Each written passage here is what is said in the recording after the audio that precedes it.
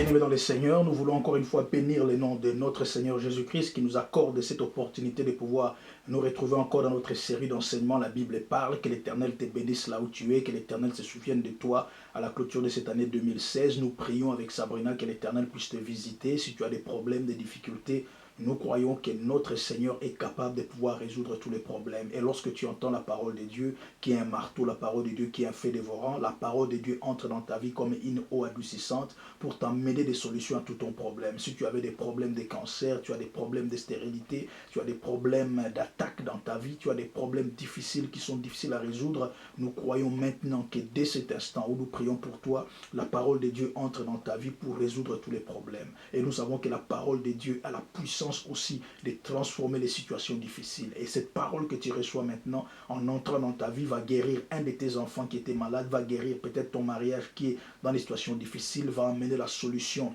et la paix dans le travail là où tu es, va t'amener encore une fois à retrouver la force pour que tu continues à marcher dans le Seigneur. Nous te bénissons encore une fois et nous retirons toutes les malédictions qui était condamné sur ta vie et nous proclamons encore une fois la grâce de Dieu, nous proclamons encore une fois l'avènement et la croix ensanglantante de Jésus-Christ dans ta vie afin que Jésus-Christ soit Seigneur et Sauveur. Nous prions pour ton pays, nous prions pour ta cité, pour ta ville, nous prions pour Israël, nous prions pour là où nous nous trouvons, nous prions partout, que l'Éternel puisse se souvenir de vous et que l'Éternel vous accorde sa grâce, que l'amour de notre Seigneur Jésus-Christ abonde dès cet instant dans le nom de Jésus-Christ. Amen.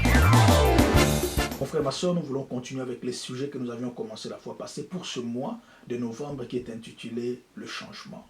Aujourd'hui, nous voulons voir la deuxième partie du changement. La première partie, c'était « Nous devons suivre Jésus-Christ » et la deuxième partie, mon frère, ma soeur, pour que tu commences à expérimenter les changements dans ta vie, c'est que les changements que tu as besoin, mon frère, ma soeur, doivent venir lorsque tu permets à la parole de Dieu d'agir en toi, lorsque tu permets à la parole de Dieu d'agir en toi. Ainsi, mon frère, ma soeur, le processus des changements est premièrement et surtout personnel.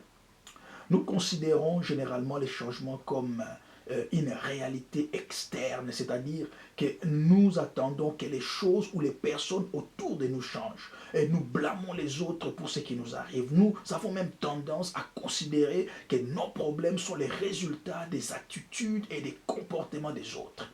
Alors que nous essayons en ce moment-là de pousser les autres à changer. Et malheureusement, Jésus qualifie une telle approche d'hypocrisie dans Matthieu 7, le verset 5. Il nous conseille même de commencer d'abord par trouver la solution de ce qui est en nous avant d'essayer d'attaquer celle des autres.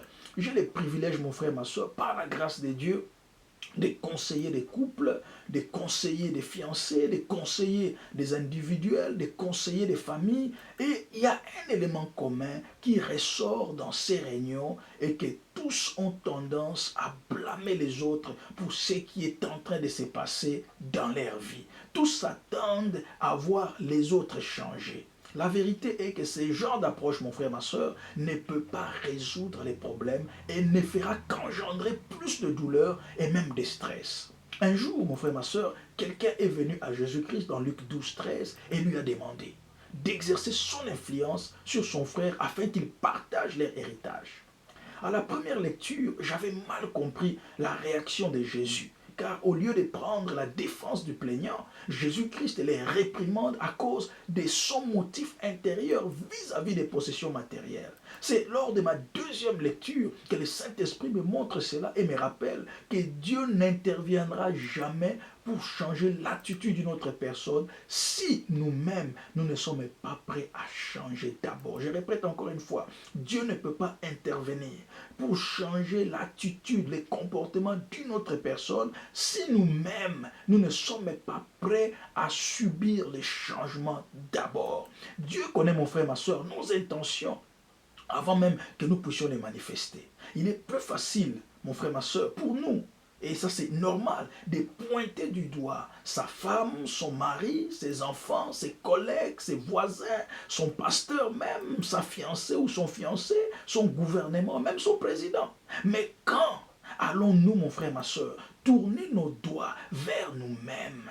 Et dans l'histoire d'Adam et Ève et du serpent, Dieu ne condamne pas celui qui semble être le coupable principal. Dieu rend son jugement sur chacun des acteurs intervenant dans la scène. Et c'est une leçon claire que Dieu nous donne. Premièrement, personne aux yeux de Dieu n'est innocent quand il y a un conflit, ou il y a une crise, ou qu'il y a un problème qui se pose. Le deuxième élément, personne n'est au-dessus d'un examen personnel de sa vie lorsqu'il y a une situation difficile qui se pose. Et troisièmement, personne ne doit blâmer l'autre, sauf soi-même.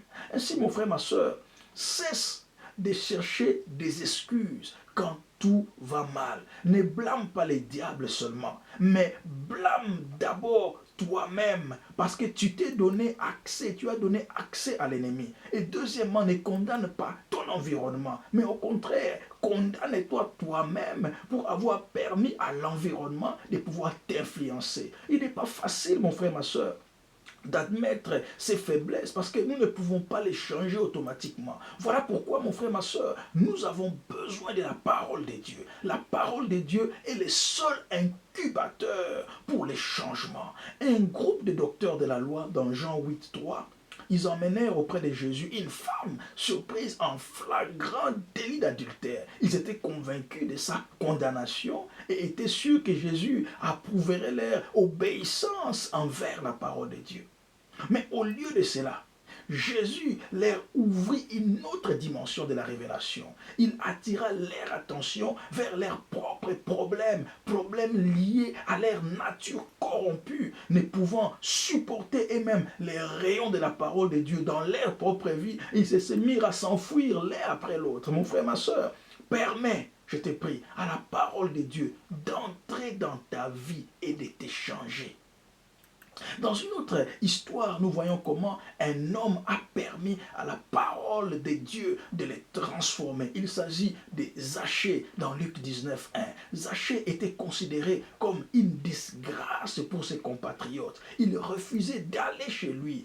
Il refusait d'entrer dans sa maison. Mais quand Jésus est venu dans cette ville, Jésus s'intéressa à Zachée, l'homme rejeté par les siens. Une parole très simple lui était adressée par Jésus. Il dit: Zachée, hâte-toi de descendre, car il faut que je demeure aujourd'hui dans ta maison. Et la Bible dit: Zachée a permis à la parole de Dieu d'entrer dans sa vie, de le transformer, et il est devenu une nouvelle création. Et même ceux qui étaient ses adversaires sont devenus ses amis ce jour-là. Je suis sûr que beaucoup ont aussi changé leur attitude vis-à-vis de lui. La présence, mon frère, de la parole de Dieu dans la vie des Zachée avait activé le changement.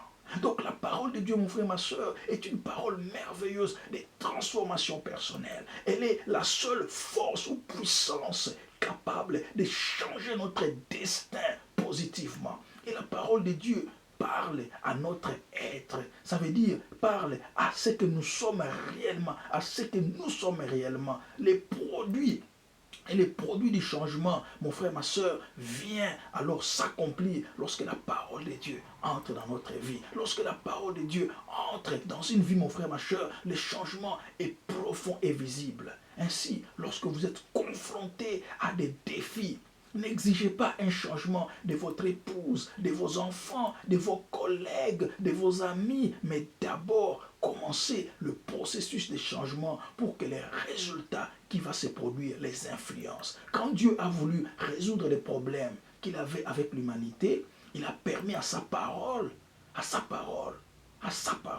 de changer. Dieu s'est fait homme. Il a habité parmi nous. Il a enduré les épreuves du péché. Mais il a résisté jusqu'à donner sa vie pour ôter les péchés. Par son action, il a changé la situation. Et il peut désormais aujourd'hui influencer l'humanité. Il peut t'influencer comme il peut m'influencer. Dans Jean 1:12, la Bible dit: mais à ceux qui l'ont reçu, à ceux qui croient en son nom, oh alléluia, elle a donné le pouvoir de devenir enfant de Dieu. C'est pourquoi lorsque nous donnons notre vie à Jésus-Christ, il peut nous changer. Et il a dit: suis-moi et je te ferai. En d'autres mots, suis-moi et je te transformerai. Suis-moi et je te changerai. Ainsi, mon frère, ma soeur, 4 choses à retenir dans cet exemple. Le premier, c'est cesse d'entendre que les autres changent. Et le deuxième élément, engage le processus de changement personnel dans ta vie. Et troisièmement, laisse la parole de Dieu être la fondation de ce processus de transformation. Et quatrièmement et finalement, laisse que ton changement influence les personnes autour de toi. Et si, en ce moment, tu viens d'écouter la parole de Dieu, et si tu es convaincu que tu veux commencer ce processus de changement à cause de ce que tu es en train de voir autour de toi, il te suffit seulement d'accepter Jésus-Christ dans ta vie comme Seigneur et Sauveur, et le processus de changement commencera. Alléluia. Suis-moi dans cette prière. Seigneur Jésus, je viens d'entendre ta parole, et je crois que ta parole est l'incubateur de la transformation. Je te reçois aujourd'hui comme mon Seigneur et Sauveur. Accepte-moi, Seigneur. Pardonne-moi de tous mes péchés. Et je t'accepte comme mon roi. Vis dans ma vie, règne dans ma vie et commence le processus de changement. Amen. Mon frère, ma soeur, tu es maintenant un enfant de Dieu. Et tout ce que je te demande de faire, premièrement, rejoins une église où la parole de Dieu est prêchée en esprit et en vérité et sans compromission. Et deuxième élément, lis la parole de Dieu. Médite la parole de Dieu. Connais la parole de Dieu afin que le Saint-Esprit puisse encore t'inspirer. Et troisième élément, prie sans cesse afin que tu puisses résister devant les tentations, devant les attaques, devant les décisions et l'environnement qui t'entoure. Et troisièmement, si tu n'as pas d'endroit pour prier et tu es convaincu que tu veux nous rejoindre, tu es libre, mon frère, ma soeur. Nos numéros et nos adresses sont affichés sur l'écran. Appelle-nous au téléphone, envoie-nous un message et nous serons heureux de partager avec toi la grâce que Dieu nous a donnée et de t'appeler notre frère et sœur dans les ministères que Dieu nous a donnés, Gospel for All. Que Dieu te bénisse partout là où tu es, que Dieu te rencontre là où tu es, que l'Éternel commence le changement dans ta vie qui va influencer le changement de ta femme, le changement de tes enfants, le changement de tes collègues, les changements là où tu travailles, les changements là où tu vis, dans le nom puissant de Jésus-Christ. Tu es béni éternellement, et sache encore une fois, Jésus-Christ est Seigneur. Amen.